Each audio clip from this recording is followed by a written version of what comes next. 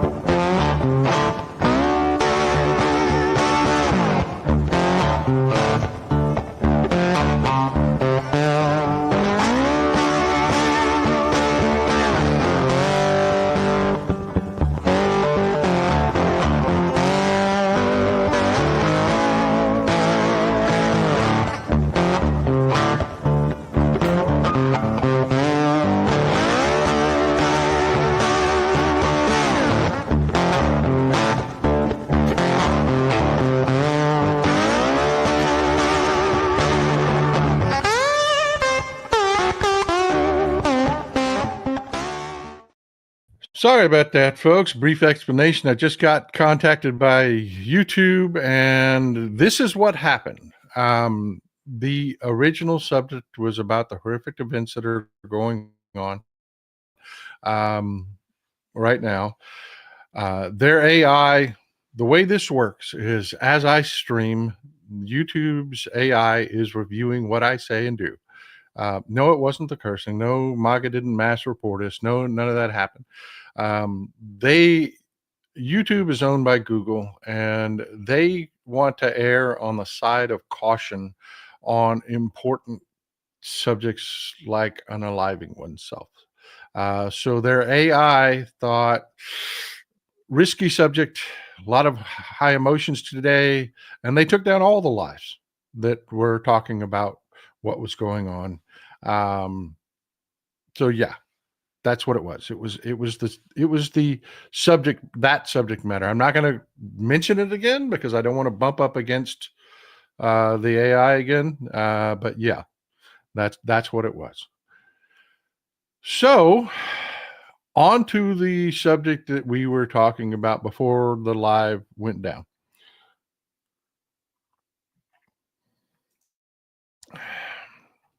This is one of my favorite stories about Jimmy Carter. Um, there were a lot of misconceptions about Jimmy Carter and his presidency. This was really the first campaign where we saw politics of personal destruction come into play. Um, when Carter ran against Gerald Ford, they never attacked each other. Not once did they attack each other. It was the Reagan campaign. And Reagan was really the first campaign where we saw this modern Hollywood fictional nonsense created. Um, Reagan was not a bright man. He really wasn't. He was an actor. He was a good orator, but he wasn't a bright man, and his policies were horrific. They really were. Um, a lot of what went into conservative economics was causing inflation. Inflation had started under Carter. It was about 11% under Carter, but because stupid conservative economics, the entire rage against Keynesian economics and the government interfering in capitalism and all of that nonsense, uh, and Reagan doubled and tripled down on that. Inflation continued to grow. It got up to around 16% under Reagan. Um, he was not a very good president. He really wasn't. But there was a lot of Hollywood production around him. One of his first speeches was given with the Statue of Liberty in the background. There's a whole hell, you could teach a whole course on politics at that time. You could teach an entire college course on politics on that time. But the end result of it was that the American people really were given an image of Jimmy Carter that just wasn't true. It wasn't true at all. Uh, Most Americans, if you ask them about Jimmy Carter, they don't even know he was in the Navy. They don't know that he was a hero. Thanks for the support. I appreciate you, JD. I really do. I appreciate you. They don't know that he was a hero. He bona fide a hero. Something that even Democrats don't know, that he was a nuclear physicist. A lot of people think Jimmy Carter was dumb because he's a Southerner with a Southern draw, and a lot of disasters happened during his administration. But he's responsible for a lot of really good things in our future. Brian Pisha, thanks for the support, man. One of the best presidents you ever had. Glad it was not a personal attack on you. Happy New Year's. Me too, bud. Me too. Me too. Thank you for the support, man. But this is one of my favorite stories about Jimmy Carter, and it really kind of highlights what the man was. Um, we're going to start with this guy. This is Admiral Hyman Rickover. This is Admiral Hyman Rickover. We're going to jump in the Wayback Machine. This is an incredibly important man in our military history. He is the father of our nuclear navy. And he is the leader that helped us develop this. This was one of our first ushered in. This is the first nuclear submarine ever. We won that race. We developed the first nuclear powered submarine. This is the USS Nautilus. Brian Hatcher, huge support right there. Hope this helps. Happy New Year. Of course it does. Thank you, my friend. That is massive, and I am humbled by it. I am. That is a lot of money, buddy. I appreciate you. I hope you didn't hurt yourself doing that. But yeah, this is the Nautilus. The Nautilus was kind of funny.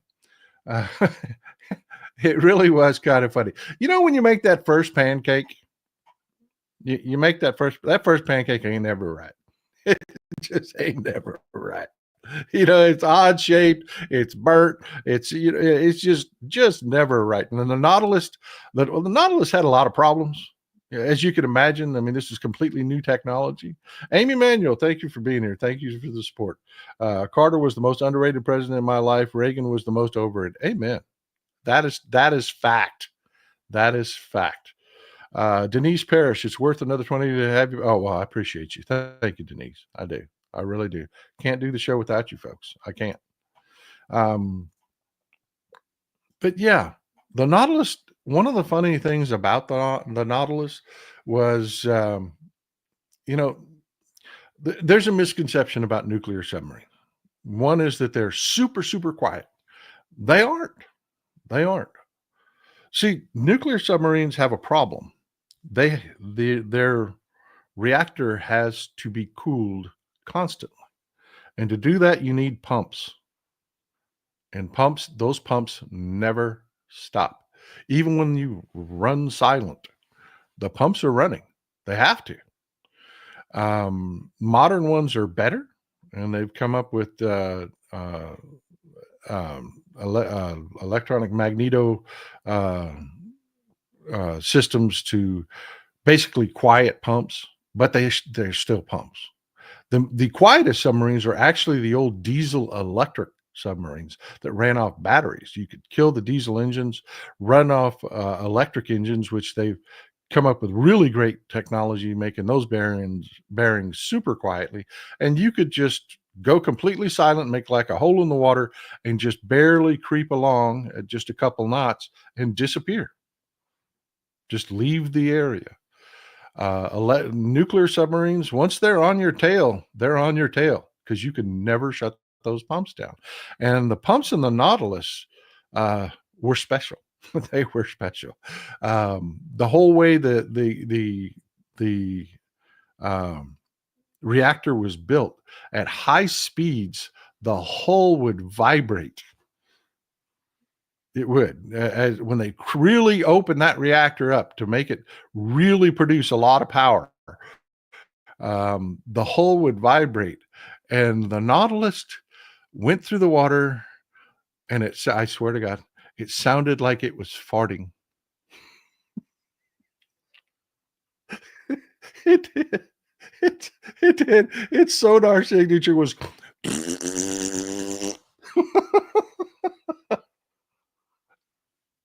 I'm sorry. I don't mean to be juvenile, but that's just hilarious to me.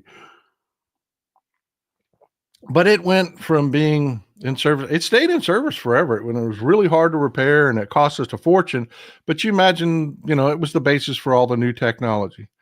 The second ship, the second boat was this one. It was the Seawolf, Texas Organic TV. Thanks for the support. 1976 was one week too young to vote for Carter. 4 years later, I made that vote, but he lost. Yeah, that was a hell of an election. Thank you for the support, Linda. The second boat was this boat. This is the Seawolf, the one on the left here. You're going to see two submarines moored up here. The one on the left is the Seawolf, and it's a weird shaped. Typically the pancakes get a little better when you start making them.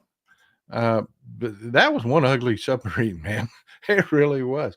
And it had what they call an SFR reactor in it, or sodium fast reactor, which was really freaking cool. I mean, don't get me wrong, it was really cool. Alto Eager says, happy you're back online. Hoping you'll be able to repost a video about it in the events you were discussing. Also hope we didn't lose you. No, we're good. We're good, Alto Eager. I appreciate you, man.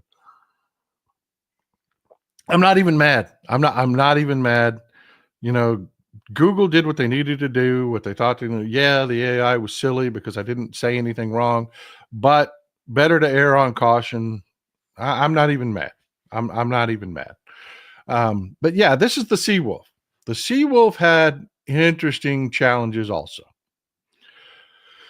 It had what they called an SFR reactor, sodium fast reactor. And where the word sodium comes in is, nuclear reactors are cooled with water, not an SFR reactor. It is cooled with liquid sodium. Yeah, you heard me right. A liquid metal they would cool this reactor with. And that was problematic and challenging because sodium doesn't react well to water or air. In fact, when it does react, it's a hypothermic reaction. It gets really hot. And it will so hot, so fast, it will actually separate out the hydrogen in the water and you get hydrogen explosions. It is incredible. And the other byproduct of mixing liquid sodium with water is caustic soda. So you could imagine the nuclear engineers that had to maintain this reactor. I mean, it was incredibly, incredibly scary and difficult. And the nuclear engineer that Admiral Rickover selected for the Seawolf was this young man. And this is one of my favorite pictures of Jimmy Carter. This is at his naval graduation with Rosalind and his mother, pinning his rank to his shoulder board. That is one of my favorite pictures of Jimmy Carter. Here's another one, a young picture of him and Rosalind right after they got married. Rosalind was quite breathtaking when she was young, wasn't she? I think he was punching above his pay grade.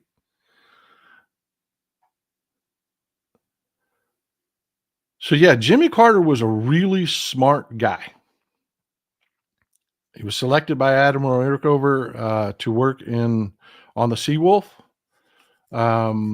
So when there was a nuclear disaster with a pretty special reactor up in Canada at a place known as Chalk River, they sent Jimmy Carter. This is Chalk River. Chalk River was a pretty special place. Almost all the medical isotopes used in nuclear medicine at the time was created here. It was they were enriched here. Also, come to find out later that they were also producing fuel for our nuclear fleet.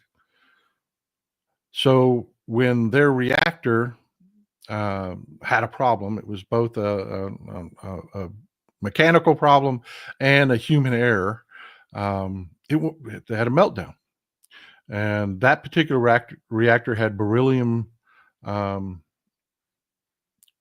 rods to slow the nuclear reaction, and about 3 of them got stuck and didn't when they were trying to shut the reactor down, cool the reactor down during the normal work process. 3 of them got stuck. The operator, not knowing exactly what went on, pulled them all the way back out, which caused the reactor at Chalk River to go supercritical, and it melted down. And again, because the water, the helium in the water was completely separated, which built up inside the reactor, and helium doesn't react to incredibly high heats, and exploded. And we had one of our first major nuclear disasters that most people have never heard of. I mean, most people have heard about 3 Mile Island. 3 Mile Island was not anywhere near as dangerous. It was a much safer reactor at the time. What happened at Chalk River was scary. It was scary, folks. I mean, it was really something. This is, by the way, where it's located. This is Deep River, Ontario. This is where it's located. Go to the map just to give you an idea. This is Deep River. The facility is right around here, right next to a Tim Horton, by the way, on the Ontario-Quebec border. Let me back out for you so you give you an idea where we're talking about. Now, our nuclear fleet was down here in New London, Connecticut. Was down in New London, Connecticut. And this is where Chalk River was. So I want you to imagine this. You have a nuclear reactor in meltdown. You've had a hydrogen explosion, which is lifted the cap on the reactor 4 feet in the air. The core was cracked. Radiation was seeping out. There was over 1 million gallons of contaminated coolant that had flooded out in the bottom of this reactor. Who did they send? Jimmy Carter. And this was just amazing what they did. There was so much radiation at this site that you could only, in full protective gear, they could only enter the work area for 90 seconds at a time. So what they did, and they rotated out man to man to man to man to man to man to man, and they would lower one guy in. What they did was, in a park adjacent to Chalk River, they built, like freaking overnight, man. Hyper fast. They built a complete replica of that reactor. Within days, a complete replica on a tennis court in a park right across, completely detailed to the last bolt. They would lower a man into the reactor. And remember, you only had 90 seconds. And he would take 1 bolt loose, maybe 2 if you were lucky, and they would pull him out. And then they would run over to the new replica reactor, and they would take those 2 bolts loose so that they could track their progress in cleaning this mess up and fixing this reactor. When it got down to the core, that was when Jimmy Carter came in. although he was directing what was going on, that particular work was so dangerous that he did it himself. And they resealed that core. And when they were done, they took everybody aside and they did medical tests on them. And they told Jimmy Carter and everybody else that had worked on that reactor, look, don't buy green bananas. Just don't. Don't buy green bananas. You were exposed to about 10,000 times as much radiation as we deem safe. He had so much radiation in his testicles that they told him he would be infertile and never have children, which, of course, we know is not true. And I don't know if you have any idea how much bravery it takes to be lowered down into a melted down nuclear reactor. But apparently, Jimmy Carter had balls of steel because he went on to have children, and he's survived by his children today: Amy Carter, James Carter, and Donnell Carter.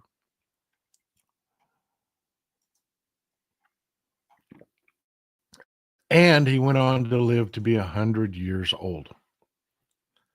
Yeah, no kidding, right? That's what gave him superpower. But yeah, not only was he brilliant, he was incredibly brave.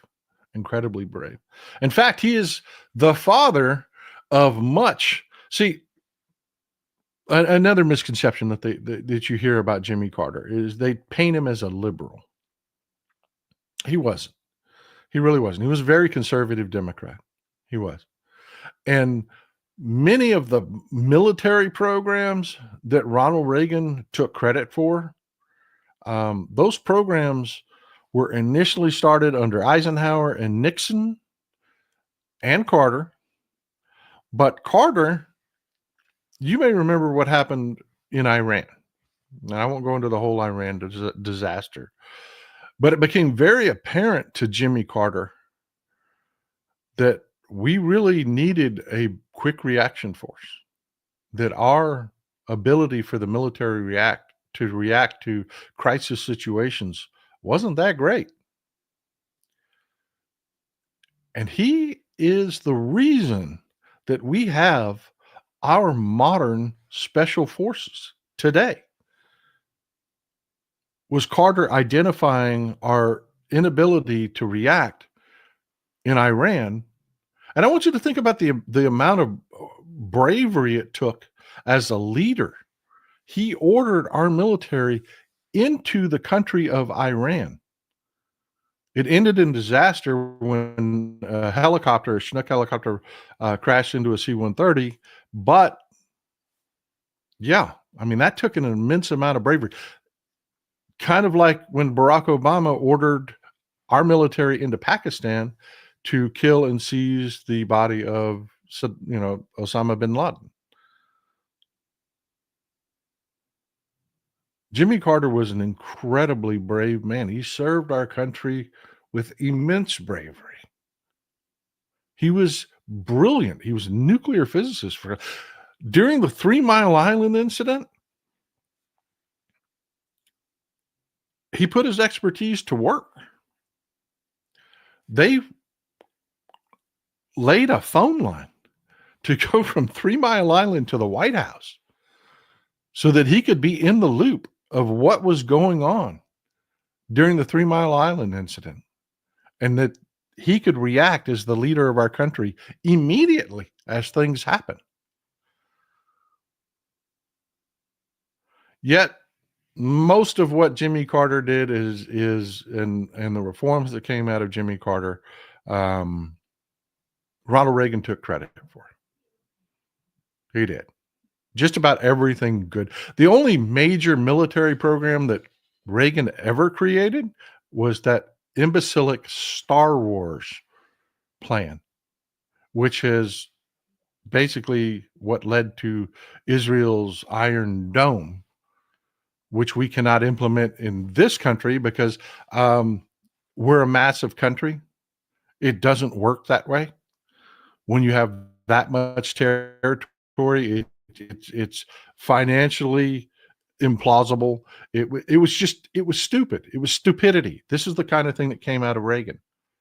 Carter, his administration, recognizing that our military needed a revamp, I mean, through massive funding at all kinds of programs, the F-16 program, the Los Angeles class submarines program, nuclear submarine program, just all of these programs, the F-15s, all of these massively, hugely successful military programs either started under Carter or he absolutely 100% backed these programs, went to bat for them in Congress to make sure. Yes, he personally was a peaceful man, but he was also a sailor.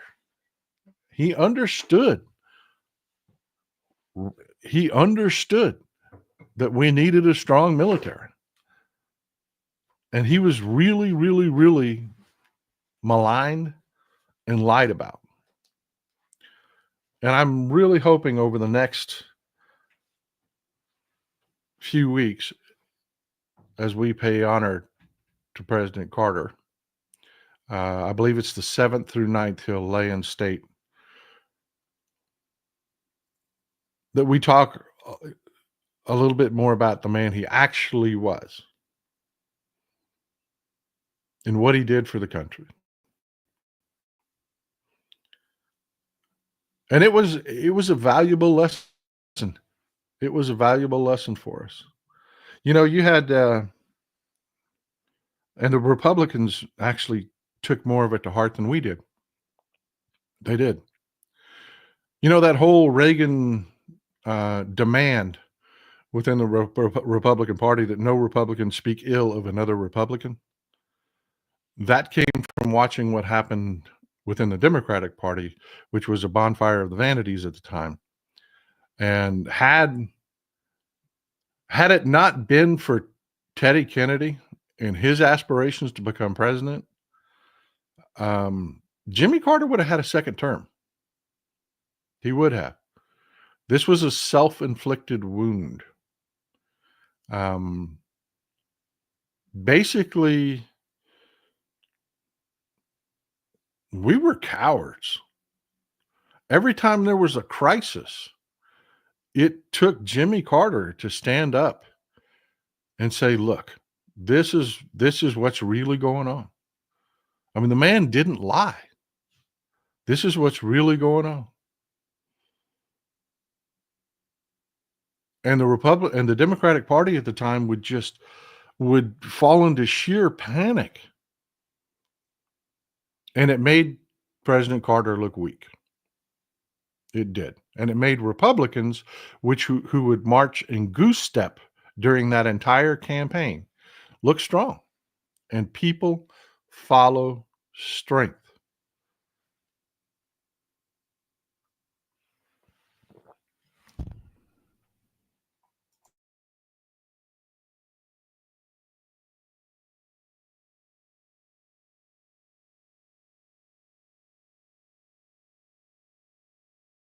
So let's talk about that for a minute. This last election was 35% for Trump, 34% for Harris, 31% didn't vote. And we made a lot of mistakes. Let's talk about them. Let's deal with them. Let's put them behind us in this new year. And let's come out of this a new kind of party. Because we need some solidarity going forward. We have a lot of challenges coming our way. A lot of challenges coming our way. So let's talk about it. I love Joe Biden. He was an amazing president. He led us out of COVID. He led us out of a crisis. He did an incredible job with inflation at a time when the world had shut down and supply and demand had been turned on its head. He faced every challenges from shortages of shipping containers to shortages of vials and needles to get the COVID vaccine out so that we could get everybody back to work. He was an amazing president. He was. He was also a candidate that it should not have run for a second term. I'll just say it. Hindsight's 2020. I love the man. I will always be grateful, and I believe he will go down in history as one of the best presidents we have ever had. But he shouldn't have run for a second term. Because no matter where you fall on his ability, or this isn't ageism. Running for president is about presenting yourself to the people. And what you present has to exude strength. And while you and I, and we've talked about this before, we fell into that trap of talking to each other. While we understood what the presidency is and what an incredible presidency he had built, as in the people all around him, the presidency as an institution under Joe Biden was one of the best I have ever seen. One of the best I have ever seen. He should have had the humility, and he should not have run a second time, because you have to go to the stupids, not just talk to us that understand. You have to go to the stupids. You have to go to the people that watch nothing but 90 Day Fiance. And they have to see strength. And God loved Joe Biden. He looked very old in his first interview because yes, he had been sick. Yes, he had had the flu. There were all kinds of reasons and excuses why he looked too old. But he did. And that started a series of dominoes that I believe were mistakes. The Democratic Party did again what it always does. They panicked. They panicked. And they threw Kamala Harris into a horrible situation. You mean she had to build, create, message, and everything in 3 months. 3 months. And you can go back to when I was talking about everybody calling for Joe Biden to step down, and I was saying, no, don't do that. Don't do that. History tells us there isn't enough time. But we did. After the decision was made, after the mistake was made, people panicked. They did. And I believe that had we not panicked and had we stayed with Joe Biden, they would have been able to rehabilitate his image over 3 months. And that 35-34 election would have been more like a 32, 36, 37 election, and Joe Biden would have won a second term. But we panicked. We did what we always do. We eat each other. And that is not disparaging Kamala Harris. That Kamala Harris, my God, did one of the most amazing jobs. I mean, think about that. 3 months. It doesn't really seem like 3 months, does it? I mean, it really doesn't seem like 3 months. But it was only 3 months. She built that campaign. They put it together, all of the dates assigned. That was, I mean, nothing but mad respect for Kamala Harris. And I will tell you, I am still mad at George Clooney. I am still mad at Jon Stewart. I am. That was a mistake.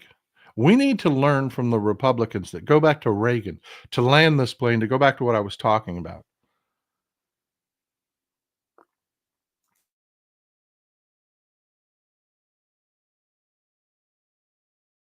When Jimmy Carter was running for re-election, he was dealing with a lot of real problems. I mean, the country had just had just gotten over Nixon and that disaster. The resignation of a president who had, I mean, just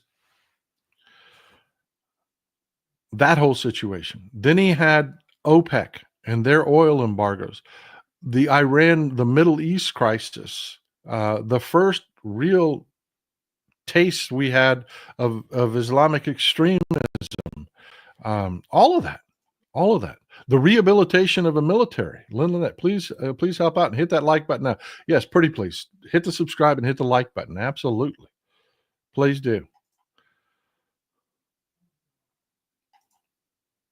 Colleen Sarah, thank you. President Carter will be president at inauguration with flags half mast. Yeah, that he's not going to like that. Our laws dictate that the flags stay at half mast for 30 days after a president passes. So that means on inauguration day, yes, the flags will be flying at half mast. And a lot of us will not just be out of respect for Jimmy Carter, one of the finest men we've ever had to lead our country. Oh yeah, a lot of us are going to acknowledge those flags flying at half mast are about the crisis and disaster we're about to face because of the disgusting president that's about to step into the White House.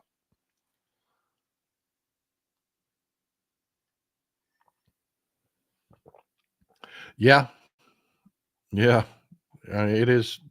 Thanks for the support, Mr. Shawsade. I do. Um, Yeah, that's hilarious. Yeah. There's literally nowhere in Ontario that isn't next to one or more Tim Hortons. Yeah. If you've never been to Canada, those Tim Hortons are everywhere, brother. They are everywhere.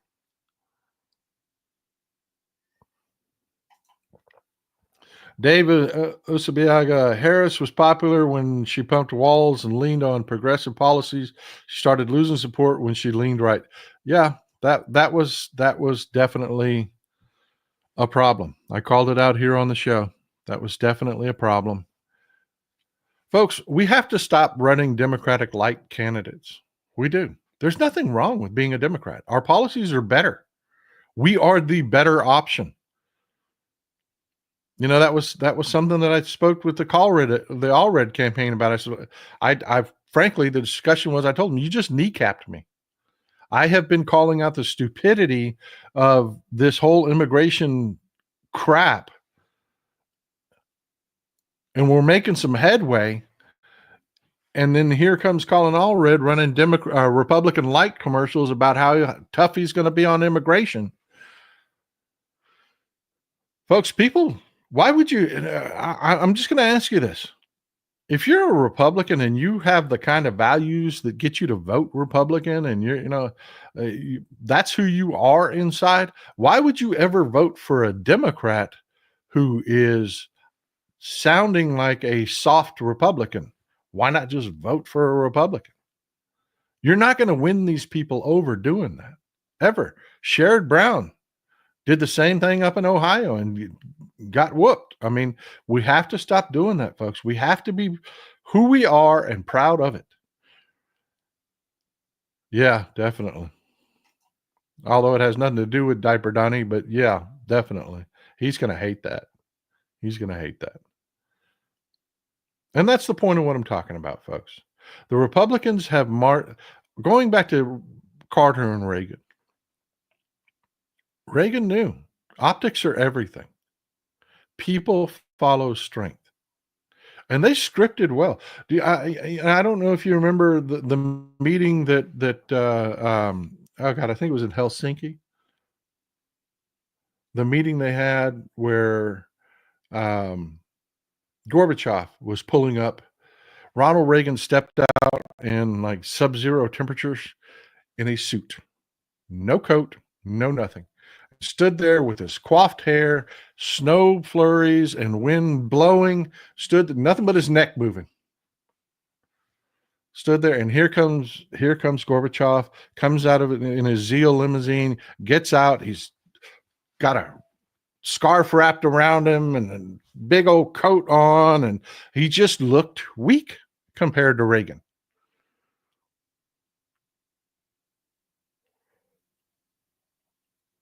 Reagan understood the optics. He was an actor, and they knew how to pretend. And the Republican Party has figured that out.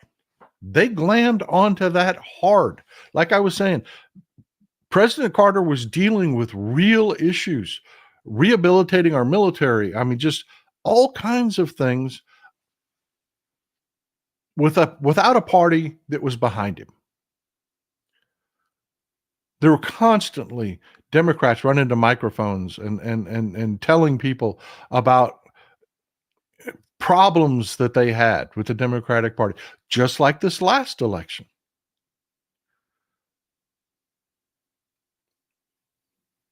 People that didn't understand what was going on in the Middle East, didn't understand who was going to help the Palestinian people. You notice that those protesters never showed up at a Republican event? Not once. Not once. You cannot find me footage of a protester whose message was about Gaza and Israel, the Palestinians in Israel, showing up at a single event in this election for Trump.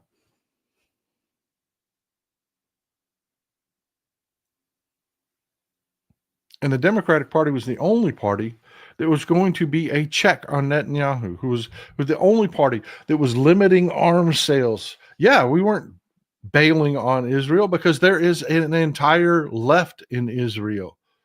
The reality, I mean, Benny Gantz has been running against Netanyahu forever. It's a complex situation. And here we go, just pouring gasoline on ourselves and burning ourselves to the ground.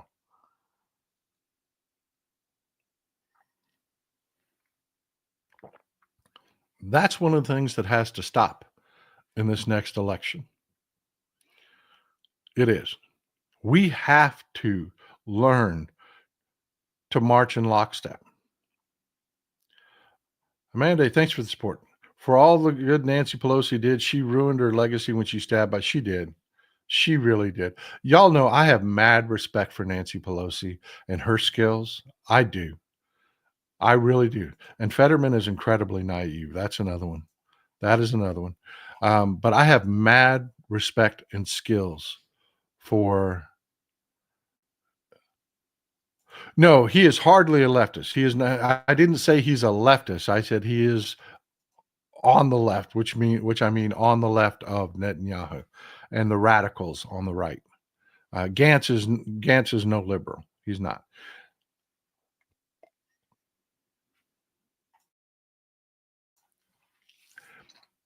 But what I'm talking about,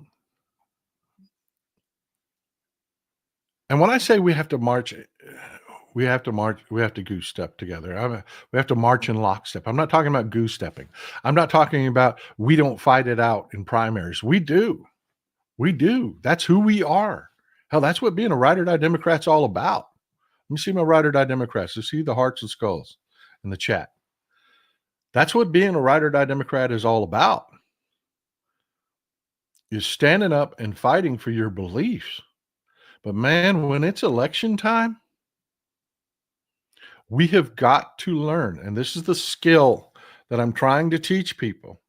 And I tell the story all the time. I was a Bernie bro.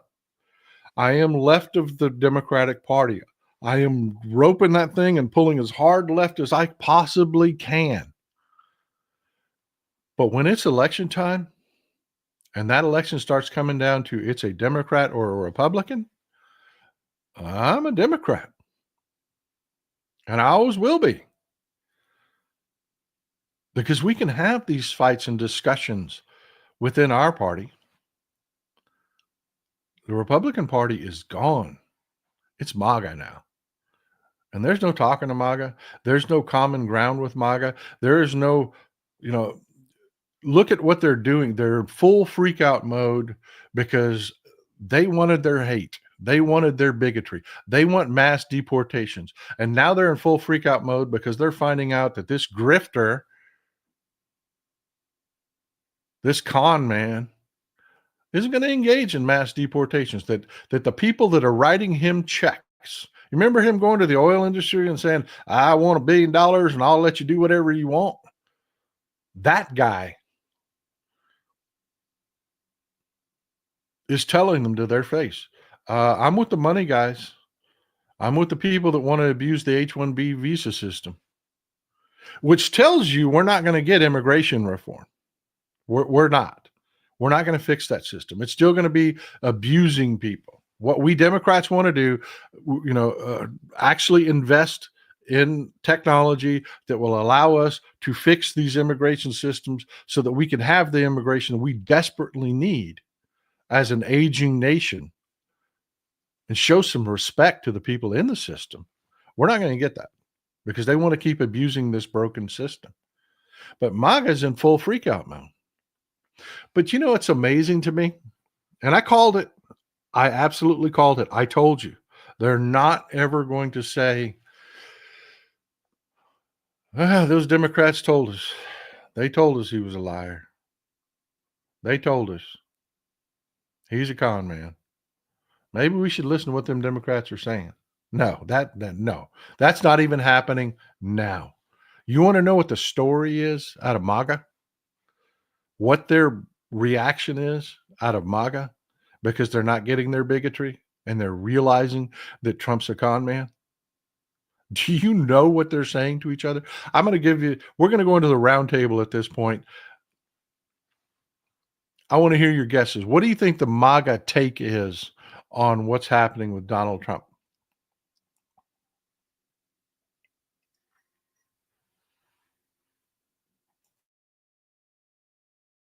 And I'm talking about their base, their core, the ones that follow Looney Loomer, the ones that follow, just all of the Benny Johnson and all of them. Charlie Kirk.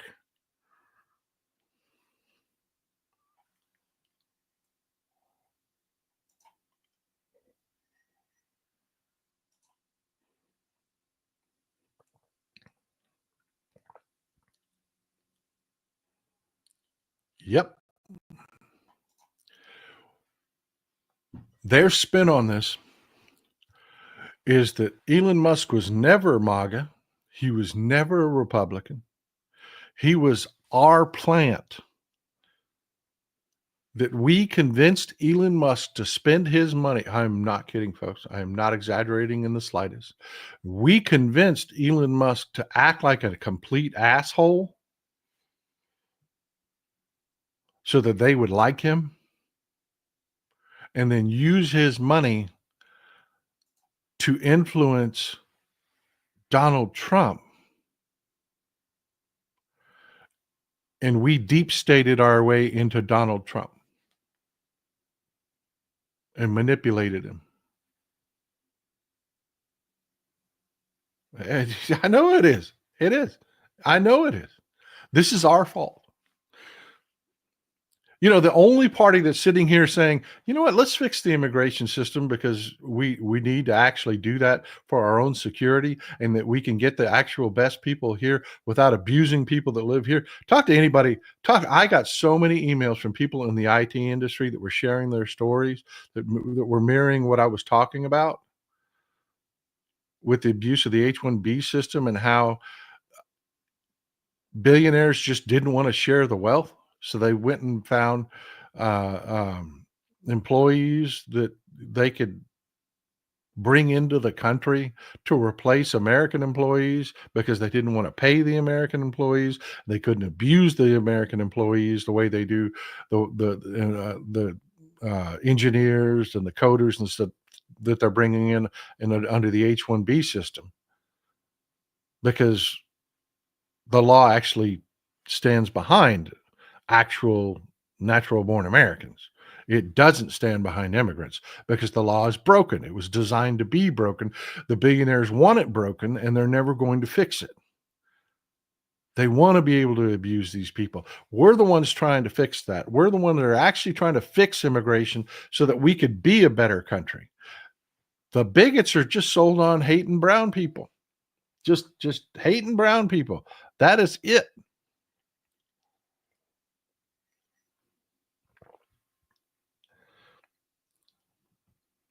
But yeah, that's what I want to leave you with and go into the roundtable. I would like to hear your New Year's resolutions, please. Right. Yeah, that is something that's happening. This is it. If you want to support the show, there's two ways to do it. Here in the mugs, the Texas Paul store, and here. That's it. There are grifters out there that are pretending to be me. It's not hard to download my image on the internet that are asking people to go to that shitty Telegram channel, Telegram site. That is a Russian run. I am not on Telegram. I'm not. Never have been. That's for scum. That's for Russians and MAGA. There are people, I don't sell shit except for mugs. That's it. I know I am not offering you crypto advice. No, I don't believe in crypto. I don't. I like my investments to be backed by a government. I'm kind of old fashioned like that. But yeah, thank you, honey, for pointing that out. Uh, um, but yeah, there are TikTok. There are fake accounts on TikTok. There are fake every platform, and these platforms can't keep up with it all. They just can't. All the criminals, I mean, and this is not being racist when I say this, it's just where they're based. India has a huge problem with fake, with people stealing identities. They do. They just have, because they've got a technically savvy population, and they've got a problem with passing on, the wealth doesn't get shared very well in India. So a lot of these people have turned to crime, and a lot of these online scams are run out of India. Indonesia is another one. The Philippines is another one. Um, yeah, don't fall for it. No, we're not dating. That's another one that blew my freaking mind. There was, I felt really bad about that. There was a lady that thought we were dating. We're not dating. I'm happily married to Mrs. Texas Paul. She would murder me and you. Yeah, so yeah, no, no. Please don't fall for that stuff. And I want to say thank you. This was great. This was great. I appreciate this. I really do. I love it. You know, y'all have the best sense of humor. Y'all really do. And I wanted to say thank you for the jam. I do appreciate it. I'm not, oh, that's got your address on it. I'm not going to put your address here. Let me peel that off. This is cranberry, strawberry. I appreciated the strawberry you sent. I do appreciate it. Thank you for the jam, and thank you for the support. And I got the coffee. I haven't tried this yet. We got a new brand we're going to try. We tried the Kitty Town. We tried the Peach. We tried a couple different. This one's brand new. This one. I haven't looked into it, but on the bag it says it supports the troops. I'm going to look into that and see what they're doing. I hope it's good. I hope it's good. Thank you, Will. I appreciate you. So look, let's talk about 2025, and then I want to hear about nothing but your New Year's resolutions, and I want to turn positive. But yeah. Oh, am I? Oh, awesome. Well, it is good. I will tell you, it's good. Not bitter, not sour, not weak. It's good. So let's hear it. Today's show powered by Hanks. Thanks, man. Thank you, honey. I appreciate you. I'm starting a Boston chapter of Red Wine and Blue Trouble Nation to start a fight for democracy. I've said it before, and I just want to say it one more time. Yeah, we lost. It was a close election, but we lost. Congress is pretty evenly split. That was as close to a 50-50 election as you get. We didn't take an ass kicking. We didn't. Hindsight, we have to come to grips with mistakes that we made, but moving forward, let's do this. We're in the time where we need to argue and we need to talk about the policies that we have going forward. But we're the opposition right now. Everything needs to be centered around defeating the Republicans. We need to become a megaphone in every one of our communities. I keep talking about you folks having grandma power. There are a lot of really cool old hippie chicks in this place. There really are. Our community is pretty freaking fantastic. And a lot of us are, have gray hair like me. You have access to those kids, you have access to those grandkids. Let's keep putting the good information together, sharing it with each other. I appreciate all the emails. I've got a couple of people that are just sending me technical information all the time. And I do. I go back and I verify it. But yeah, we've built a really great community of great people here. And we need to act like we're on the opposition because we are. We are the opposition now. Utilize those powers, utilize those relationships, blast the message out. And here's the message: every single freaking mistake these people make, and they're going to make a lot, we need to absolutely push through a megaphone.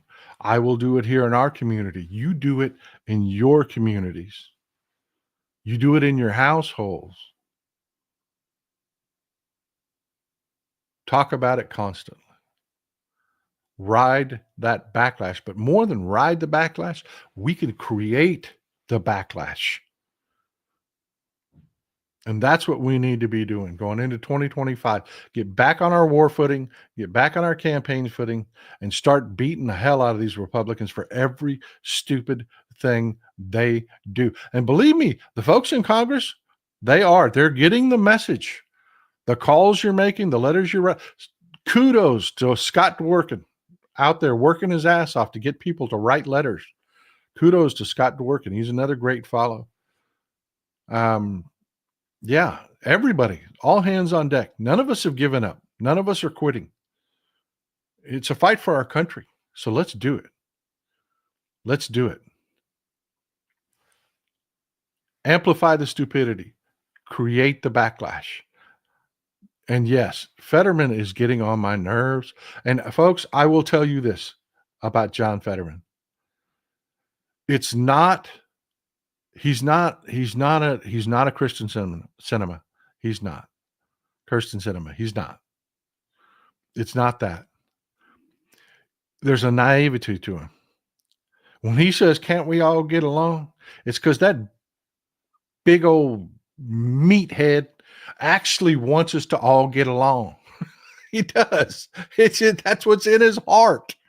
It's really hard for me to be mad at him because he's really sincere when he's talking about this stuff. But no, John, we can't. We cannot. Yes, this is huge. This is another one. Get out. Get to your local Democratic Party. You can turn the tide on so many of those elections. I'm not even kidding. Your local elections are close, folks. Blast the message out. Your Democratic Party is just sitting there. It's a tool for you to use. Use it. Use it. And yes, if you don't have a precinct chair where you are, become the precinct chair. There's a few left. The Democratic Party's been pushing to get in every county a precinct chair, and a county chair. They've almost got them all filled out with county chairs, but they still need precinct chairs. They really do. There's plenty we can do. And I think a lot of people, I don't know, and this is where we're going to go into the round table, and this is where I'm going to sum it up. This is where I think people are figuring it out. They are figuring it out. Yeah, he's pissing me off too. It's like, where the hell have you been for the last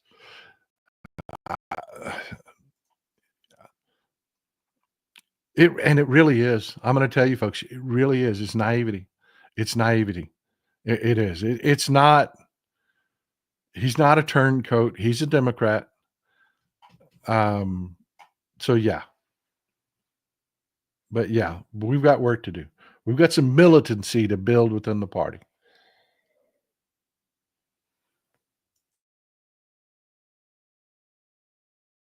That Hanks is pretty good. That if you don't like if you're not like a real super dark roast person that doesn't really like a lot of the bitter, I got to tell you, it's pretty good.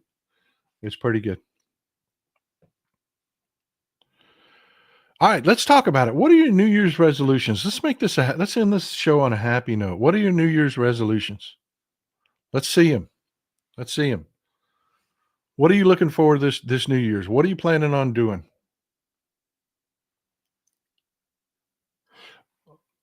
While you're writing those up, and I know it'll take you a second to think about it and write them up, I'm going to tell you what mine are. And I won't. When I got to this point in my life, I had a plan. Me and Mrs. Texas Paul have lived beneath our means our entire life. You know, we just had something happen yesterday that was an expensive mistake. Um, we're okay. We're okay because we have always lived beneath our means so that we can deal with those situations. Um, but we had plans. She really likes to travel. So over the next year, there's going to be some breaks in there. I've got a laptop here. I'm going to do as many shows from the road as I can, but there's going to be times when I step away. We're going to do some more traveling this year. We are. I'm going to take the opportunity. Um, I'm not going to do it at election time, but in the next few weeks, we may. I'll be honest with you. We're looking at a last minute cruise. We may be gone Friday. I don't know. We're looking. We're talking. Here's the thing.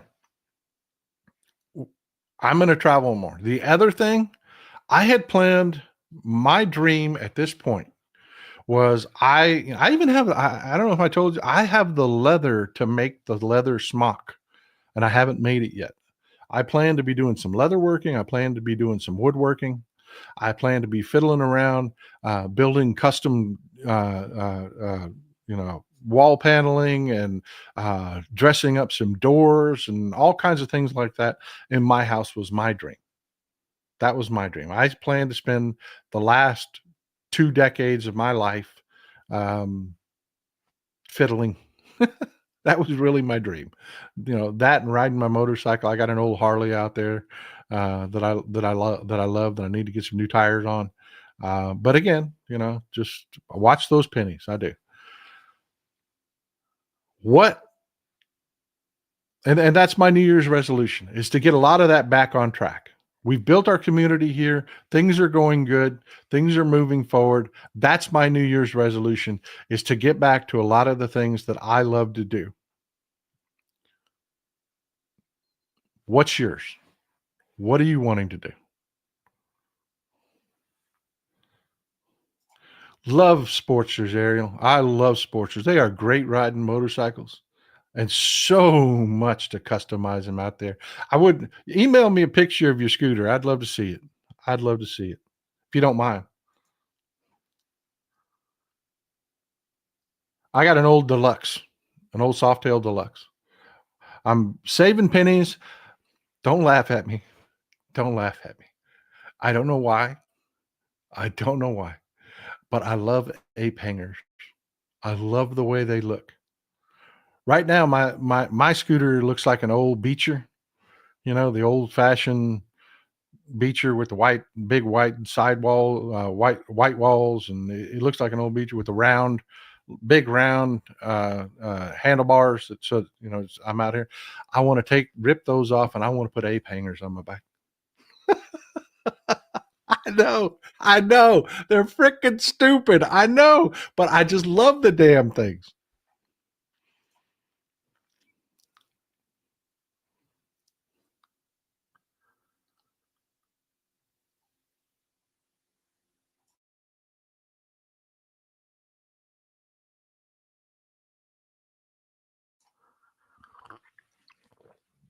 This is a good one. This me too.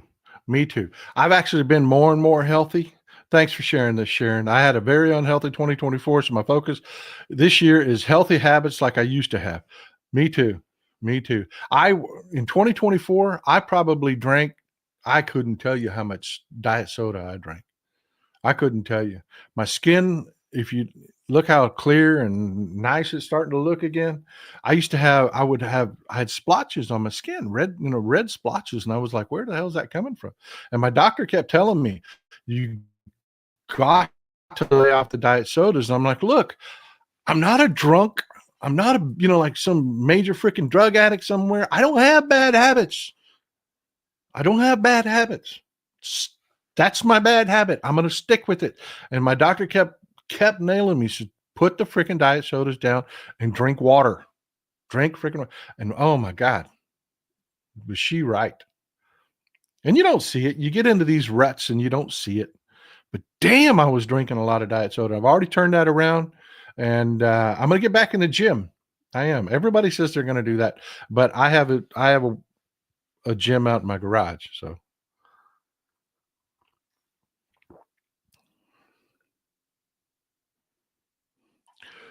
let me tell you the worst thing about diet soda.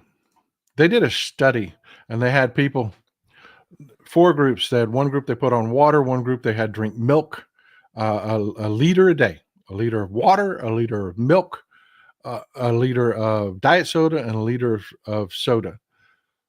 The people that drank the soda put on 10 pounds. The people that drank the diet soda put on 2 pounds. The people that drank milk stayed about the same. The people that drank nothing but the water lost weight. They did. And everybody was like, well, how the hell do people drinking diet soda gain weight? There's no calories in it. How did they gain weight? There's a lot of things around aspartame. I'm not an expert on it. But the artificial sweeteners. But the one thing I can tell you that is true. Don't make fun of me, man. Come on, dude. That ain't right. I like those ape hangers. I do. Um, but yeah, the diet sodas, those sweeteners are causing glycemic reactions. In fact, one of them I can't remember that. I'll remember the name of it for the next show. One of the artificial sweeteners that is 0 calorie actually causes more of a glycemic reaction than sugar. So your body is looking for that sugar. It's looking for it. It's looking for it. So you crave after you drink diet soda. And what they're finding out is people that drink diet soda are seriously upping their food portions because your body is craving carbohydrates because you've had the glycemic reaction from drinking the sodas and your body's not getting what it's geared up to deal with. It's all fired up to deal with a bunch of sugar and it didn't get any. So you just start craving. And it's 100% true. For me, it's 100% true. When I stopped drinking the diet sodas, yeah, I'm not walking around craving shit all the time.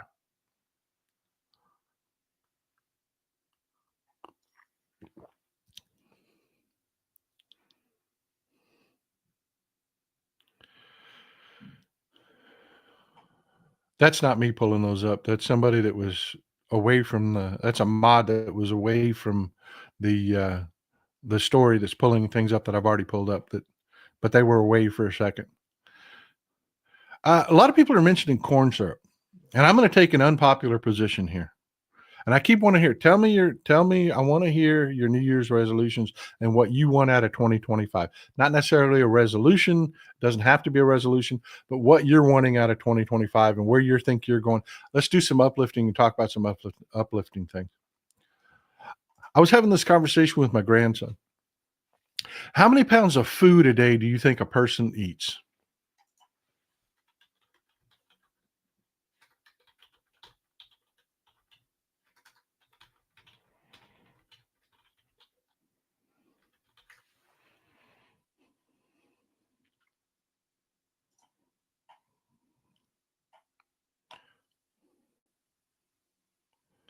1.2 pounds, 3 pounds.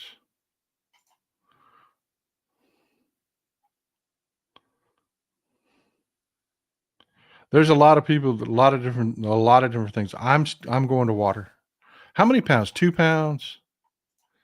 The correct answer is 3 to 5 pounds per day.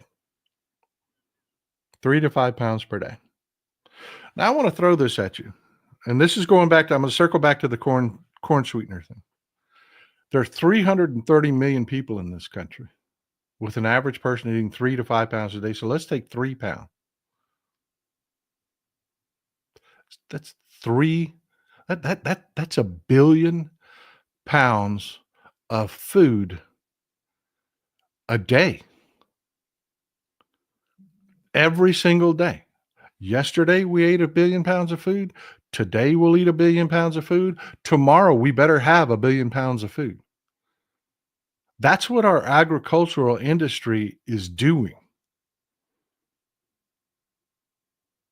I'm talking about the meat, all the processed foods, the everything. We're eating 1 billion pounds a day.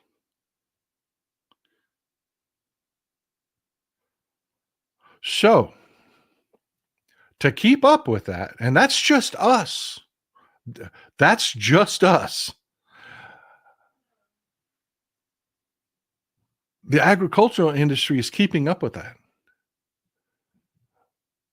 So it's not just a matter of, factory farm profits and things like that. It's not a matter of just, oh, hey,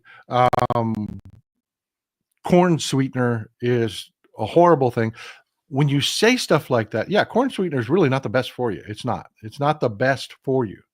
But there was nobody in the agricultural industry that said, you know what? Let's screw these people up. Let's get them hooked on that corn syrup. Let's put corn syrup in everything just to kill people.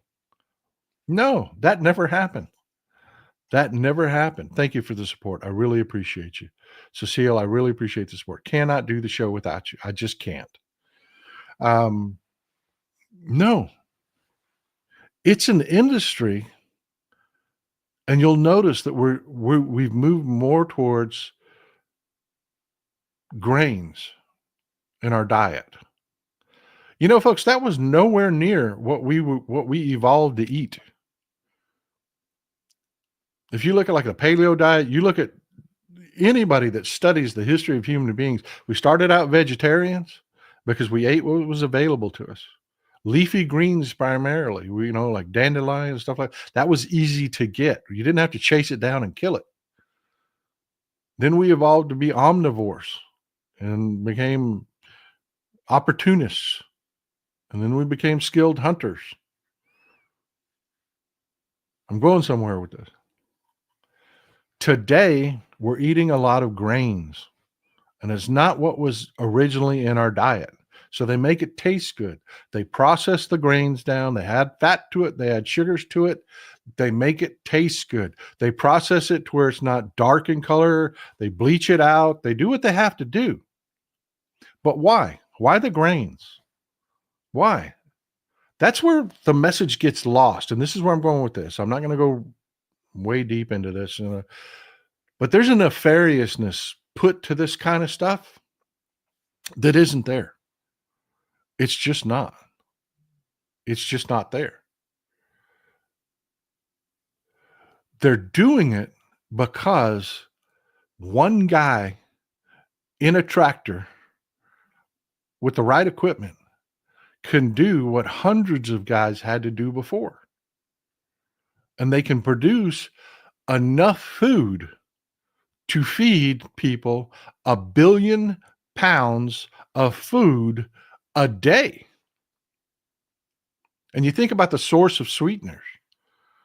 Compare, like, say, honey. It's a little difficult to get honey. It is. There's a lot of people and God bless you people with apiaries that are raising bees. Y'all are saving our future. You really are. God bless you, beekeepers.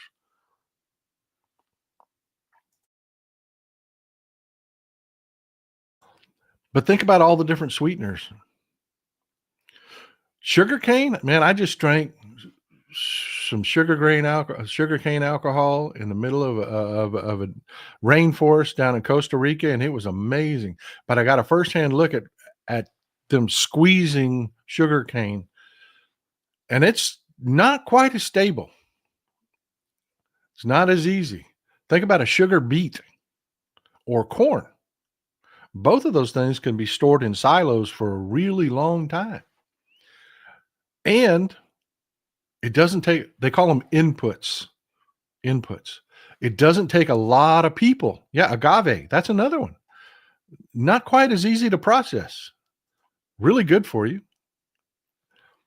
But they're not thinking, man, I'm going to kill them people. Oh, man, I'm going to make tons of bank off killing them people. They're not. That's not what it is. These farmers, they're in my family. I have family up in Iowa and Wisconsin. They're not thinking that, man. What they're thinking is one guy can produce a lot of food for a lot of people. Is it the most optimal food? No, it's not. It's not. If we were all eating optimally, we would be eating like salmon and all the, kale and all the healthy shit. But it's really hard to get kale fresh to market.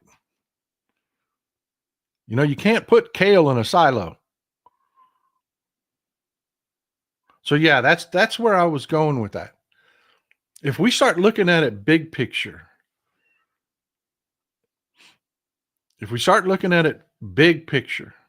and remember, the goal is to have plenty of food for 330 million people.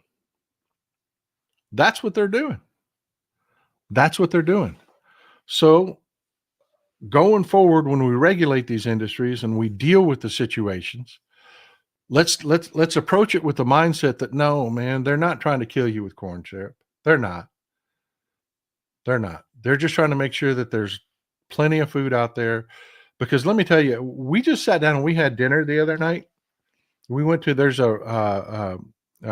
people call it the Mexican market. It's called El Monterey. There's a market here in town that it markets towards our Hispanic community. And they have the best fajitas. They really do. So we went down there and we picked up a couple pounds of fajitas and stuff to make some guacamole.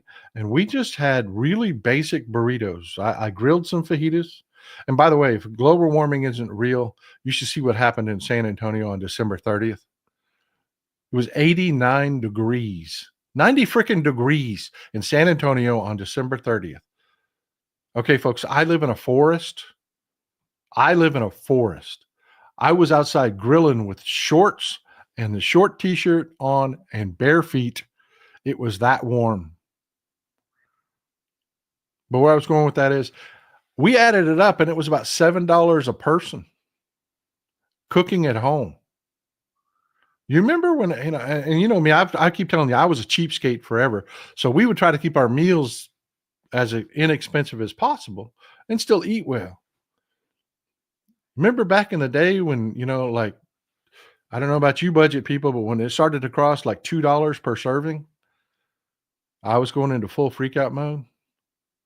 It was $7 each for everybody that we fed in that household. That's insane. So yeah, they're making a lot of food that's really inexpensive because, man, I can't afford to do that at every meal. Cooking at home, I got to keep those meal costs down. When I first started, when I was dirt poor, pasta was my thing because it was dirt cheap, stable. You could keep it forever, buy it on sale as much as you could and keep it, and it was there. And we're going back to that, folks. We are. We're cutting the costs of our meal. I haven't tried that. Thanks for pointing that out. I've looked at it several times. Is it good? Is it really good? I've walked by it several times. They sell rows at the Sam's Club we shop in. And I haven't tried it yet, but if it's good, I'll try it.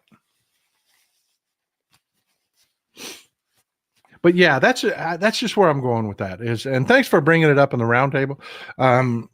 Yeah, they're not trying to be, it's not nefarious. It's not evil. reason everything's got corn sweetener in it is it's cheap to produce. The reason your sugar in those bags doesn't say cane sugar anymore is because it comes from sugar beets. It comes from, that's another reason I walk by it, because it ain't cheap. It ain't cheap. But a lot of people seem to like it. A lot of people seem to like it.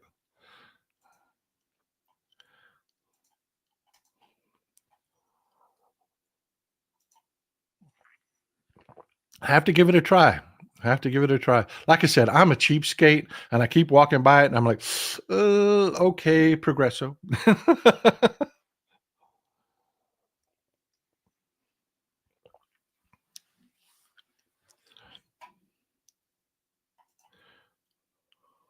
It's spaghetti sauce. Well, that's good to know. That's good to know. Anything that doesn't spike your blood sugar isn't going to make you crave a lot of food.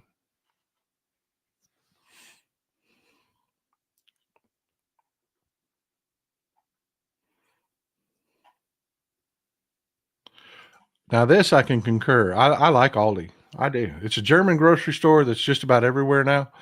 If you got an Aldi there, I like the produce there. The only thing I don't like is their prepared meals are a little expensive. Again, I'm a cheapskate. I don't waste money. Their prepared meals look amazing. They got this thing that I actually I picked it up, was going to put it in the basket, and then I put it back on the shelf because it was uh, $8, and it was only this big. I mean, it was only that thick, and it was a square this big, and it was $8 for prepared meat, but it was coconut curry chicken, and it looked freaking amazing. It did. It looked amazing, but it looked like it would only feed, like, two of us. And again, I'm worried about the portion costs. I am. I mean, I don't mean to sound like a cheapskate. But I am. That's why I love cruising, by the way. Once you've been cruising for a while, they start offering you some really good deals to keep you going. And Mrs. Texas Paul is really wonderful about ferreting out those good deals. I really punched above my pay grade there. I really did. I really punched above where I was on the ladder. Mrs. Texas Paul is should have had a better husband than me.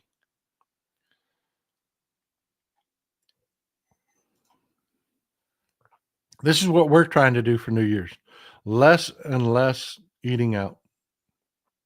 More cooking at home.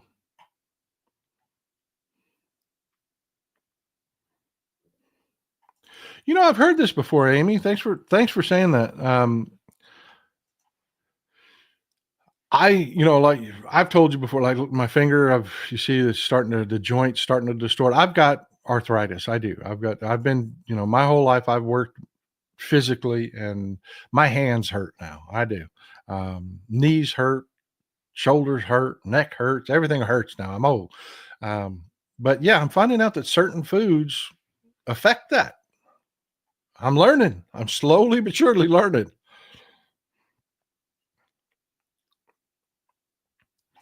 Oh my God. My wife makes, guys, don't balk at this. I'm telling you. I was not a huge gizzards fan. My Irish mother loved fried chicken gizzards. She loved fried chicken gizzards. I had never had them any other way, and I wasn't really crazy about them fried. I really wasn't. My wife makes a curry, and they're not fried. She makes a curry out of chicken gizzards, a red curry, and then makes rice with what is it? Are you putting chickpeas in there, honey, or is it garbanzo beans? But she makes rice with chickpeas in it, and then we serve that curried chicken gizzards over the rice, and oh my God, oh, oh, that is so good. It is so. Oh, my mouth is watering just thinking about it.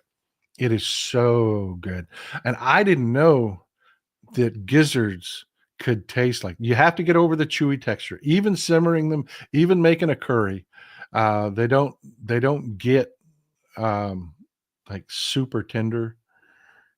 They don't. There's gonna be some chewiness to them. But I don't know what that flavor is, and gizzard's not gross. It's not gross. All a gizzard is it's the organ that a chicken uses. They you'll see them peck on the ground and pick up a couple little tiny pebbles. They'll keep those in their gizzard, and it'll flex, and it helps chew up because they don't have teeth. They can't chew what they eat. The gizzard just kind of grinds up their food for them before they digest it. It's not like a gross thing. It's not.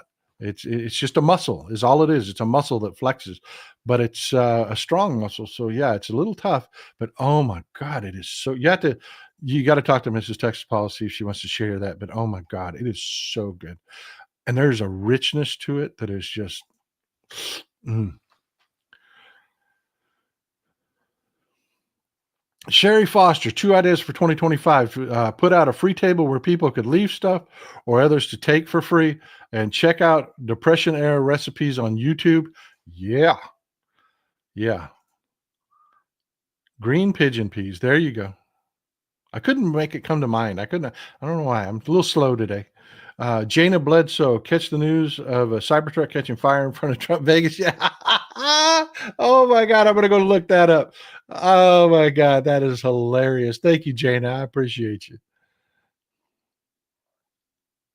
This right here. Somebody please talk to Mrs. Texas Paul about that. I have seen so many doctors talking about this, that if you replace your seed oils, that is huge for inflammation. That it's not so much that we're frying our foods, it's what we're frying them in. Yeah, let's talk about it, folks. I believe in science. I do. Hell, I got a whole damn church I'm starting based on science. Folks, I believe in science. I do. I believe that science has figured out what our diet, what we evolved to eat. We didn't evolve to eat grains. We didn't. That is, we're omnivores. We can digest many things, but we weren't designed to eat grain. And it does, it causes inflammation. And seed oils, like your vegetable oil, that's made from seeds. That's made from seeds. Canola, all of it. If it's a seed, they're finding out it causes inflammation. And that repeated inflammation, they're thinking contributes to cancer. Yeah, wonderful and pricey. Oh my goodness. That industry needs to figure out a way to get its cost down. Avocado oil is great.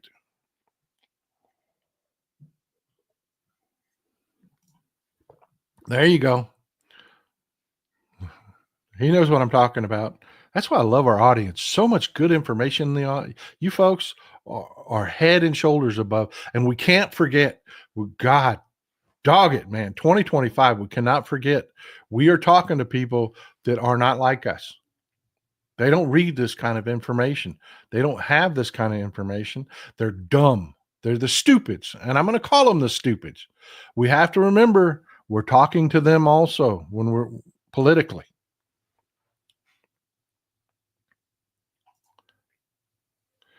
Coconut oil.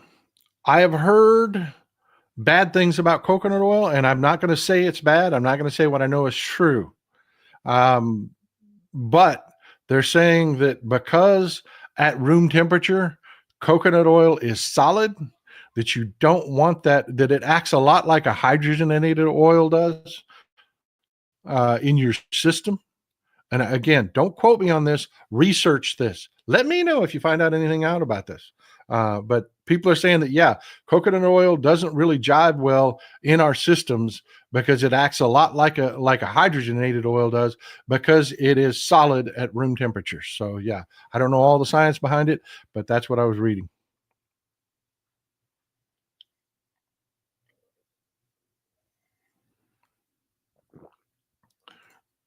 Yeah, billion Indians can't be wrong. A billion Indians can't be wrong.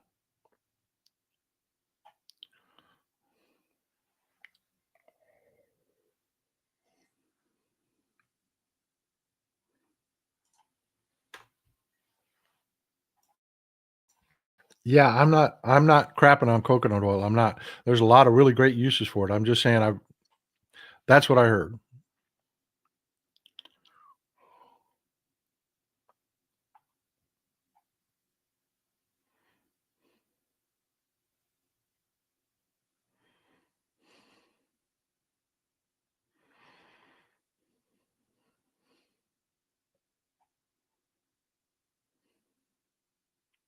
And again, I'm sorry about the live getting taken down. I'm not even mad at YouTube for that. I got an email for what they talked about for the reason they took it down. I think they were hyper reacting, but it's okay. I mean, I would rather them err on the side of caution. But thanks for coming back. And I was being patient for the time it took me to get it rebooted.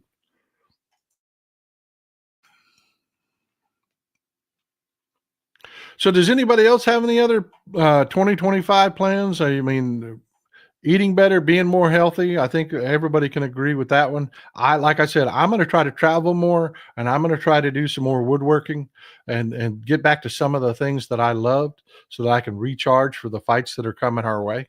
What about you guys? What are some of the things that you're planning on doing in 2025? We got to have like a hang glider in the group or something like that.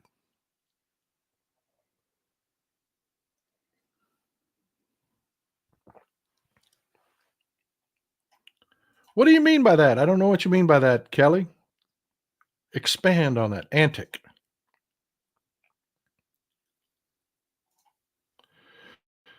Victor Harshman, I quit smoking in 2012. In 2019, I rode my bike across the wow. Wow. That is amazing, my brother. Thumbs up. Rode my bike across America and the US, across the US in the Trans American Biker Race, 3,400 miles. Changed my life. So, what are you going to do this year, brother? Thank you for the support, by the way. Bingo. I'm telling everybody, every one of you people, do not watch that inauguration. Deprive him of what that vain SOB wants. Do not give him ratings. Don't do it. I don't care if they say there's going to be a military parade. I don't care what spectacle. They're going to announce some shiny freaking object. They're already trying to make it some drama because Joe Biden's going to be at the inauguration. Of course he is. That's what I wouldn't expect him to not be there. But yeah, I'm not going to get suckered into it. I'm asking you to not get suckered into it. Don't give those MAGA trolls oxygen.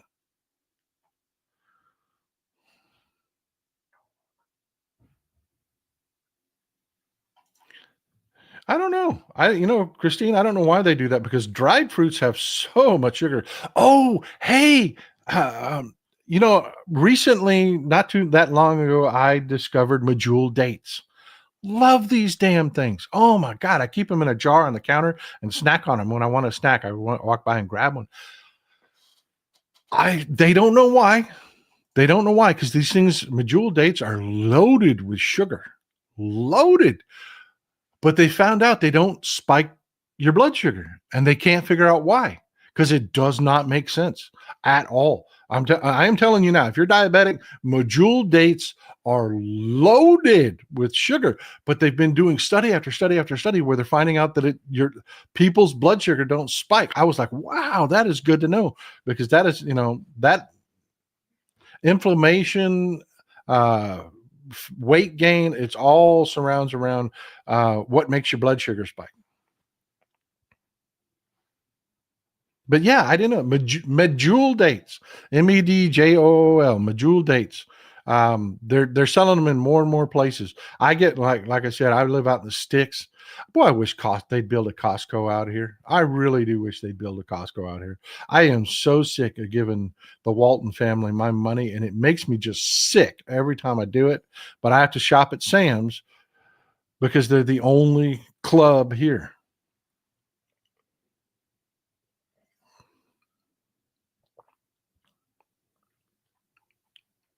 See, do they?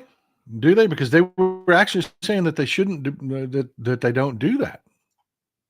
Which to me didn't make a lot of sense because they are loaded with sugar, man. Me too. I would rather get kicked in the nuts than go to Walmart. And that's before you even add in the Waltons to it. I just hate that store. It's depressing.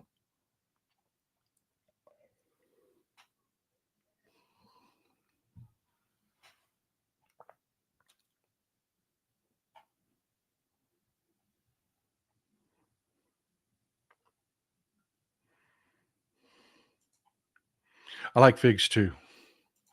No, damn it. Pisses me off. They'll build HEBs all around us, but they will not build HEBs in Northeast Texas. Pisses me off to no end. They got one down in Corsicana, but not the Longview Tyler area. Pisses me off to no end. I love HEB.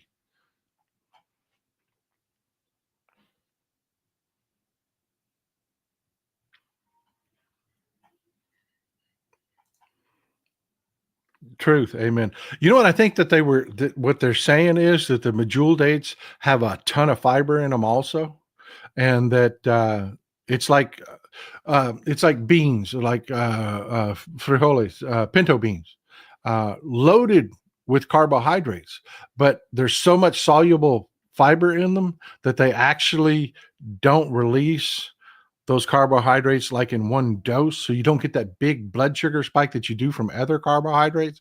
So you're taking in the same quantity of carbohydrates when you eat them, but they don't cause that big spike. And that's another thing I've learned about is soluble fiber. Apples are loaded with soluble fiber. Really good for you.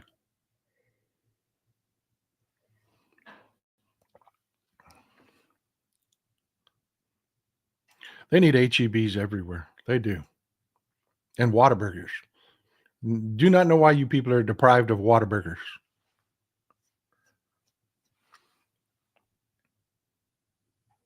You know what the magic behind a Whataburger is? Really, I'll tell you. You know what the magic behind a Whataburger, what makes it so good, is they have figured out that what's one of the most important things about a hamburger is the ratio in each bite. How much bread, how much is lettuce, how much onion, how much meat, how much everything. It's the ratio of each in each bite. So a Whataburger, when they made the patties bigger, they didn't make them thicker. They made them wider. So a regular Whataburger is like about yay big. It is. It's about as big as your face. That's the regular, like quarter pounder, but the patty's thinner. So the ratio is right in each bite. It's really good, folks. It really is.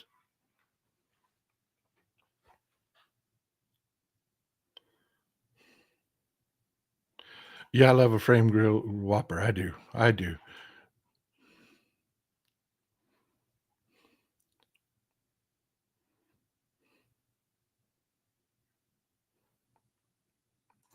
HEB is a grocery chain that was started by a guy down, I believe it was I think both of them started in Corpus Christi, Texas, both Whataburger and HEB. Somebody had to fact check me on that. I think both of the first ones were in Corpus Christi, Texas. But HEB is a grocery store chain from a local Texas family that has grown just through service and prices, and paying attention to what locals want. Is just the people at HEB are just, they give a shit. They do. It's not like Walmart where they're riding everybody into the ground and everybody's, stressed out, freaked out. You know that feeling you get when you go into like HEBs just feel good when you walk into them, and they're just a really great grocery store chain, and plus you can get fresh tortillas there. They actually ran restaurants out of them for a while. There used to be some of the best Chinese food you could get was at your local HEB. Um, and Whataburger is a burger joint that like I said, they just what they did differently is instead of making their burgers thicker and thicker, they just keep pressing them out so that they're about yay big. The ratio's good. You got to try one.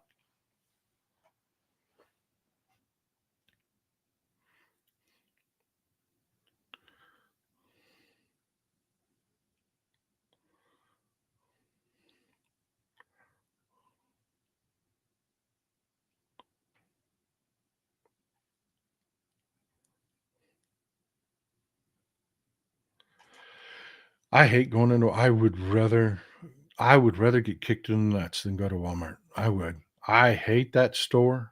It is just depressing.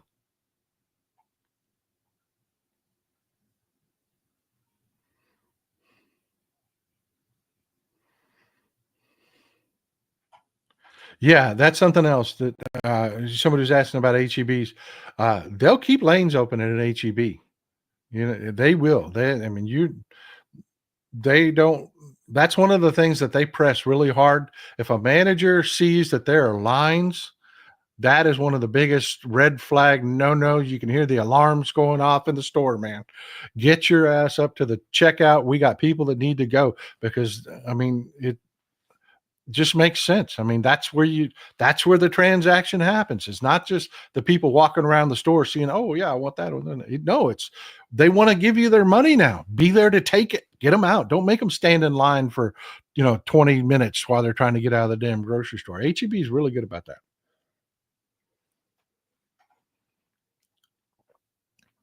Yeah, that's what I'm talking about. They're not afraid to pay employees. Good store. I wish they will not build one here. Drives me nuts.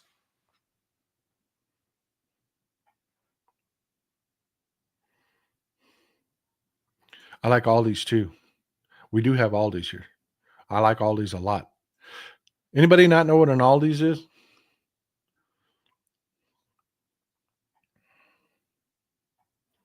If you like Braunschweiger, like smoked liverwurst, if you like Braunschweiger, they've got some of the best Braunschweiger you can get at Aldi's. Really good.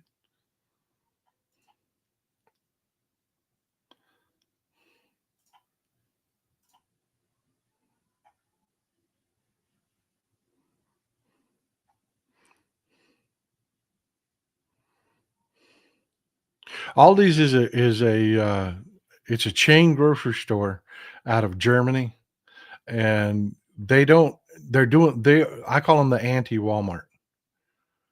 They are small, very focused. You don't have 50 different brands for every single thing you go to shop there. Like I never buy sodas there. I never buy sodas because they're very limited on the different kinds of sodas you can buy. And I like caffeine free Coke Zero. That's kind of hard to find. But everything else, they're going to have a popular brand out there, and then they're going to have the Aldi's brand, and the Aldi's brand is always good. It is always good. I buy my red cabbage. Some of the Aldi's brand is one of the best you can get. Um, the jellies. They sell blackburn jellies at Aldi's and our Aldi's anyways. I like the blackburn jellies made right here in Texas. It's a great store, but it's the anti Walmart.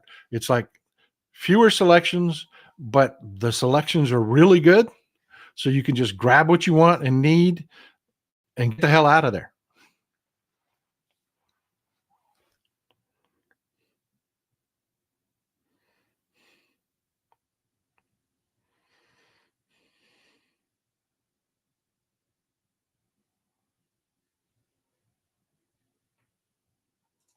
Mr. Knudsen, there you go, my brother. Lost 55 pounds last year by eating meat, eggs, fish, and butter. No seed oils or carbs. Still have low carb wine and beer. Feel much better. I'm telling you, a lot of people lose weight cutting carbs. They really do. A lot of people really lose a lot of weight doing that. I know when I diet, that's the way I prefer to diet. It's just easier for me.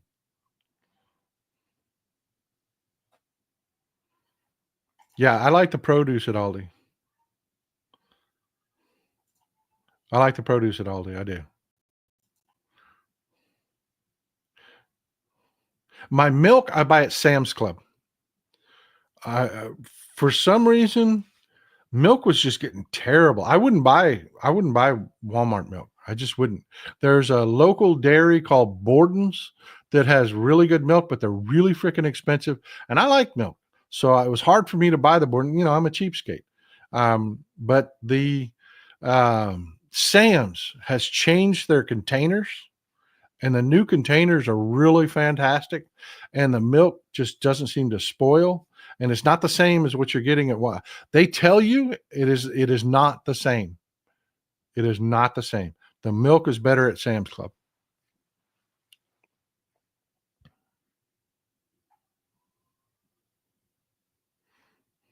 Oh, I know, owned by the same family. It is, but they do have different supply chains. For some things, they do.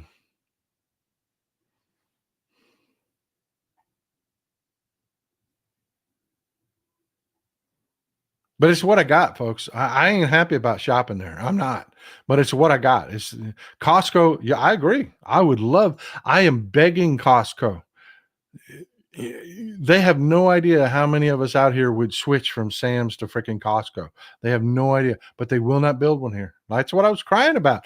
Don't have a Costco, don't have an HEB. We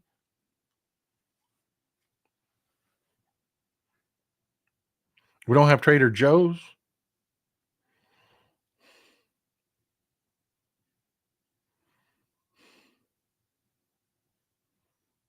That's part of, yeah, it's beautiful. It's beautiful and it's quiet life, but I can't. I had to give up the good stores. Oh, hey, yeah, thanks for bringing this up. H1N1 is not present in pasteurized milk. Raw milk is a problem. I agree with you 100%. But we're I again, I'm not a fearmonger, so I haven't done any stories on this, but I am following it closely. Have y'all heard? Take a wild guess. How many cases of bird flu do you think we've had in the last couple of months? How many cases of bird flu do you think we've had in the last couple of months? Human.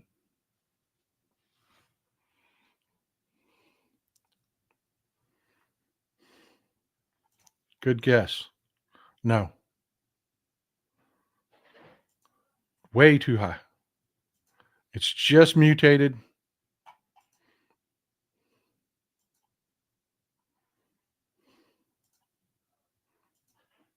Oh no, that's way too high. We're not there yet with the bird flu. It's just that's the closest guess so far. It's been 60 cases.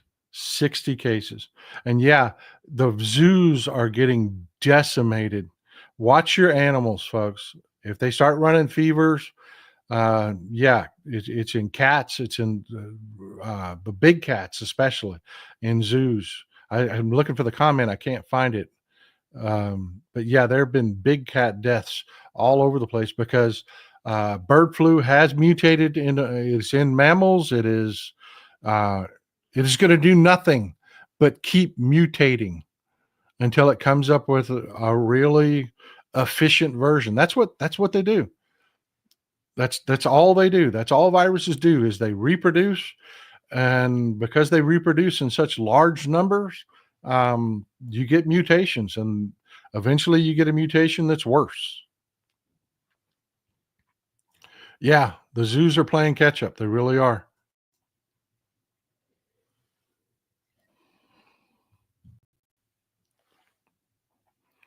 So yeah, I'm not saying be scared or freak out or anything like that because the cases that they've had so far are people that are exposed or work around birds.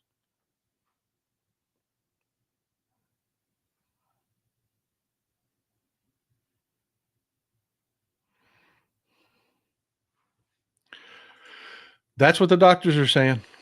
That's what, and by the way, eggs. Oh, 2 points I want to talk about. One, eggs prices are way up again. They had another rash of bird flu wiping out. This isn't nefarious. This isn't like the grocery stores and the egg producers are colluding to screw you. It's not. The poultry farms are having a hell of a time with bird flu, especially the ones around here have been wiped out. They had another rash of bird flu where entire flocks had to be euthanized. Eggs are back up to like $5 a dozen around here, spiked like crazy because of bird flu. Here's the other thing I want to talk about. Right after Trump takes office, one of the things that we're talking about is gas prices are going to spike. They are, but not immediately. He's going to rip the sanctions away from Russia, and all that Russian gas and oil are going to hit the market, and they're going to flood the market. And the first thing that's going to happen when that happens is prices are going to plummet. We're going to have a glut of oil. We are. So you're going to get a lot of MAGA fools that are like, oh, ha, ha, we told you Trump was going to lower gas prices. Right. N- It's not a good thing. I've told you. There is a floor on how much a barrel of oil can go for, how much a gallon of gas can go for. When it gets down to around $2 a gallon, here, I'm talking locally here, your prices are going to be different because of the tax structures and delivery and everything else that goes into it. But here, when I see gas prices at around $2 a gallon, I know the layoffs have started. The oil companies start to go bankrupt. And when that happens, there's going to be a huge backlash. You're going to see gas prices spike again. So yeah, that's what's going to happen. You're going to see an immediate when they get rid of the sanctions because Trump's a moron. He doesn't understand how the domestic oil industry works. He is going to help the Russians bankrupt and decimate our right now, we're leading the world in production. We are. It is a boom right now in the oil industry right now. It is. We're leading the world in production. It's keeping prices stable. He's going to rip those sanctions away from Russia. The market's going to get flooded. We're going to see American companies going bankrupt and production is going to plummet. And then there aren't going to be those companies in place to maintain production later because their reaction is going to be the bigs, the ones that can survive, are going to cut production back because they can't afford to lose money. They're in the business of making profit. So they're going to cut production back, which is going to mean layoffs. It's going to be a disaster for the economy. But then that means the infrastructure won't be there once the prices go up and they start making a profit again. So many companies are going to be bankrupted. The smaller, the intermediate size oil companies are going to be bankrupted, and they're not going to be able to ratchet production back up again. That whole drill, baby, drill bullshit isn't going to save us because the companies aren't going to be there. So that's what's going to happen with gas prices. You're going to see a plummeting right after Trump takes office. Then you're going to see it spike again afterwards. Prepare. Both for the stupid shit you're going to hear out of MAGA about told you about gas prices, and then they don't understand what's happening in the slightest and how Trump is betraying Americans again. And then the gas spikes is going to happen.